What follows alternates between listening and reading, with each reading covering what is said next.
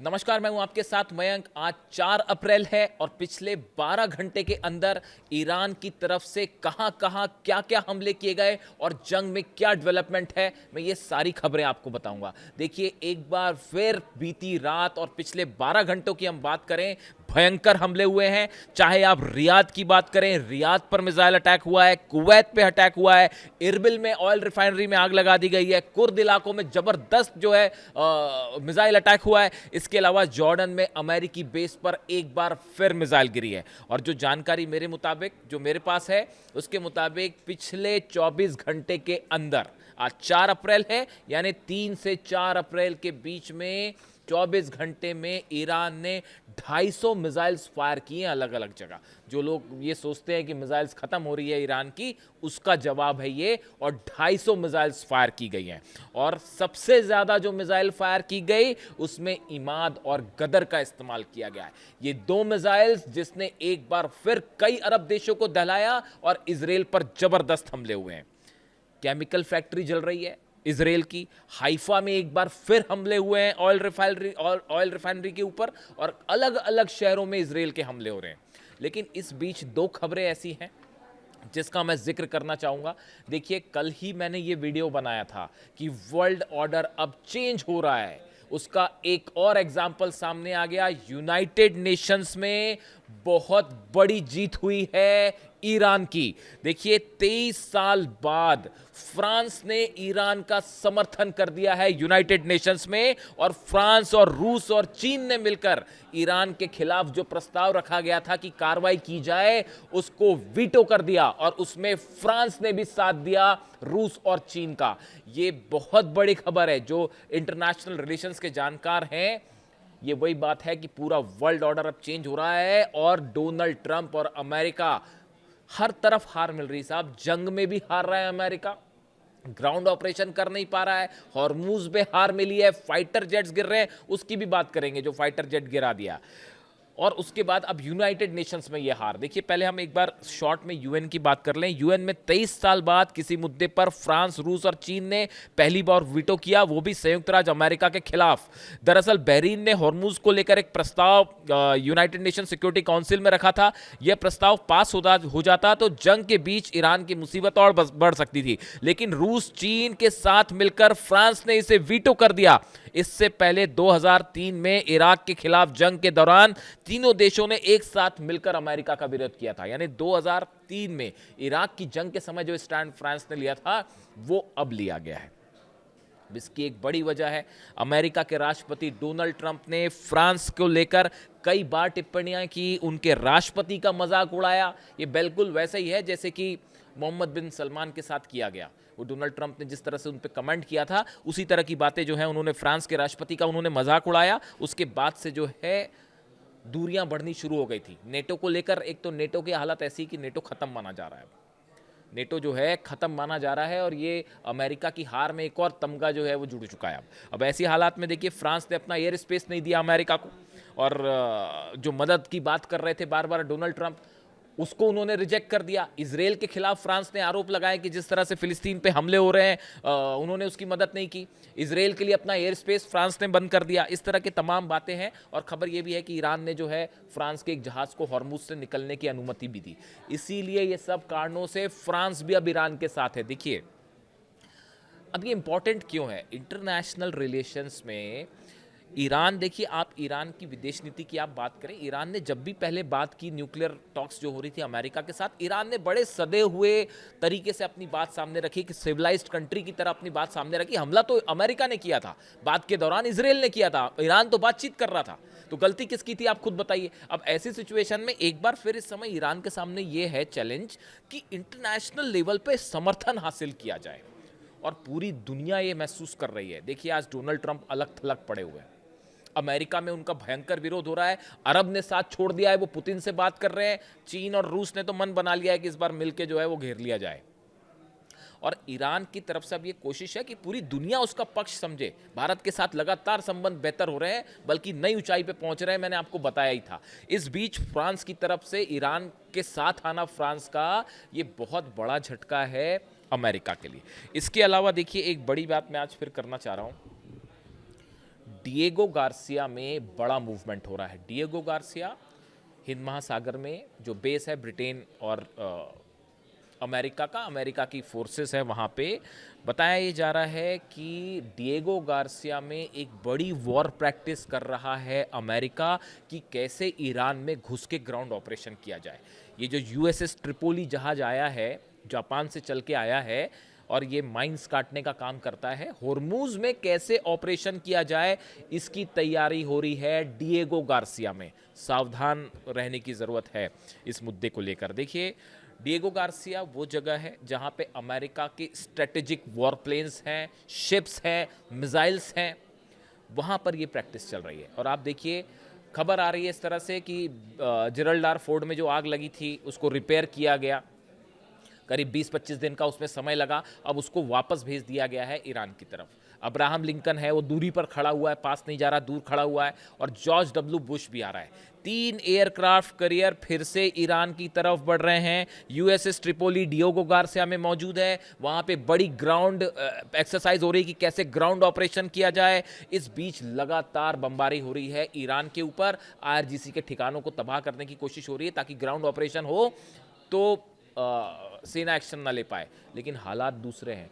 Iran की तरफ से बयान आया है कि एक भी सैनिक ने अगर कदम रखा तो उसको वापस नहीं जाने देना है। ये आईआरजीसी की तरफ से खुली चेतावनी आ गई। देखिए, ईरान के पास सारी इंफॉर्मेशन है, मैं आपको पहले ही बता रहा हूँ डिएगो गार्सिया में क्या हो रहा है, वो थोड़ी सी जानकारी आप जब मैं बैठे बैठे आपको बता रहा हूँ तो फिर ईरान के पास तो होएगी जानकारी, आप समझ ही सकते हो।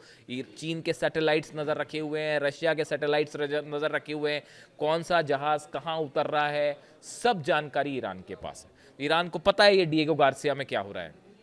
बहुत सारी खबरें मैं आप तक वो पहुंचाने की कोशिश कर रहा हूं जो आपको नॉर्मल मीडिया में सामने नहीं मिलेगी, जो आपको कई जगह से रिसर्च करके निकालनी होगी। कई आपके स्पेकुलेशंस होते हैं कि यूएसएस ट्रिपोली अब तक ईरान के उस रेंज में क्यों नहीं आया जहां पर, ऐसी बॉक्सर भी है एक जो इनका हमला करने वाला एक और डिस्ट्रॉयर है, जहाज है बॉक्सर, वो पूरी जो अपने साथ लेके चलता है जहाज वाज, वो अभी तक वहां नहीं पहुंचा है। यानी कि ये माना जा रहा है, जो देखिए जहाज़ों की जो पोजीशन है, अगर आप इसको स्टडी करें, मैं डिफेंस और हथियारों से जुड़े चीज़ों को एनालाइज करता हूँ, उससे समझता रहता हूँ। तो देखिए क्या होता है कि कोई भी जहाज़ कितनी दूरी पर है, उसको बैकिंग वाले जहाज़ कितनी दूरी पे हैं, तीनों एयरक्राफ्ट कैरियर्स जो हैं वो कितनी दूरी पे हैं, यूएसएस ट्रिपोली डिएगो गार्सिया के करीब है, वो कहाँ पहुँच रहा है, ये अंदाज़ लगाता है कि अभी कितना टाइम और लगेगा। तो ऐसा लगता है फिलहाल कि कम से कम 48 घंटे लगेंगे अगर डोनाल्ड ट्रंप कोई ऑपरेशन करते हैं। एक बात तो तय है, ये जो जहाज आ रहे हैं सबके सब, जेरल्ड हो गया, Abraham Lincoln, George W Bush, Tripoli, boxer भी पहुंचेगा, ये आज नहीं तो कल पहुंचेगा, और उसके अलावा 50,000 मरीन्स तैयार है। और जिस तरह से ट्रिपोली एक्सरसाइज कर रहा है डिएगो गार्सिया में, ये निश्चित माना जा रहा है कि डोनाल्ड ट्रंप जो है वो अपनी हार से फ्रस्ट्रेशन में कोई ना कोई ऑपरेशन करेंगे ईरान में, ये तय माना जा रहा है। जो एक्सपर्ट्स हैं वो मान के चल रहे हैं। देखिए, डोनाल्ड ट्रंप जिस तरह से रिएक्ट कर रहे हैं चीज़ों को लेके, उन्होंने अपने सेना के अधिकारियों को हटाना शुरू कर दिया। उन्होंने जो है वो, अब तो ये भी कहा जा रहा है कि जिस तरह से एक्शन लिया कि उन्होंने जेडी वेंस को एक नई जिम्मेदारी दे दी है कि 5 राज्यों में जो डेमोक्रेट लीडर्स हैं उनकी जांच की जाए कि कैसे पैसा आ रहा है, नहीं आ रहा है। ये एक फ्रस्ट्रेशन बताता है। ये जो एक्ट अब हो रहे हैं ये बताता है कि अब कभी भी कुछ भी कर सकते हैं वो शर्मिंदगी से बचने के लिए। तो ऐसे हालात में अब ये एक्सपर्ट्स मान के चल रहे हैं कि एक ऑपरेशन हो सकता है ईरान में, और सेना उसके लिए तैयार है। ईरान ने अपनी तैयारी कर रखी है और ज़बरदस्त तैयारी कर रखी है। जो फाइटर जेट गिरा F-15 अमेरिका का, देखिए इससे शर्मनाक स्थिति नहीं होती है। कोई भी फाइटर जेट गिर जाए F-15 के लेवल का, उसको ईरान के डिफेंस सिस्टम ने मार गिराया। कई लोग मुझसे सवाल पूछ रहे थे। देखिए, मैंने ये वीडियोस जब बनाने शुरू किए, जंग शुरू हुई उसके पहले मैंने एक वीडियो बनाया था कि इस बार ईरान अपने डिफेंस सिस्टम से बड़ा सरप्राइज देगा। इस तरह की बात थी। देखिए, मेरे पास जो जानकारियां थी वो इस तरह की थी कि चाइना का अपना डिफेंस सिस्टम है और रशिया ने भी शायद S-400 की कुछ यूनिट्स प्रोवाइड की है, शायद पूरी प्रोवाइड नहीं की। उसकी भी वजह मैंने एक आपको बताई थी कि यूक्रेन को टॉम हॉक नहीं दिया तो शायद प्रोवाइड नहीं हुआ। इस तरह की चीज़ें होती हैं कई बार वॉर में। तो अब देखिए, लेकिन ये ज़रूर था कि ईरान ने अपने डिफेंस पे काम किया है। अब अपने उन्होंने टेक्नोलॉजी मिली, उन्होंने खुद अपना डेवलप किया आईआरजीसी ने या जो भी रहा हो, बट अमेरिका के फाइटर जेट्स जिस तरह से गिरे हैं, इसमें कोई शक नहीं है कि ईरान ने बेहतरीन एग्जाम्पल पेश किया है डिफेंस सिस्टम का। पायलट्स जो हैं वो सेना के कब्जे में हैं, वो आपको पता ही है।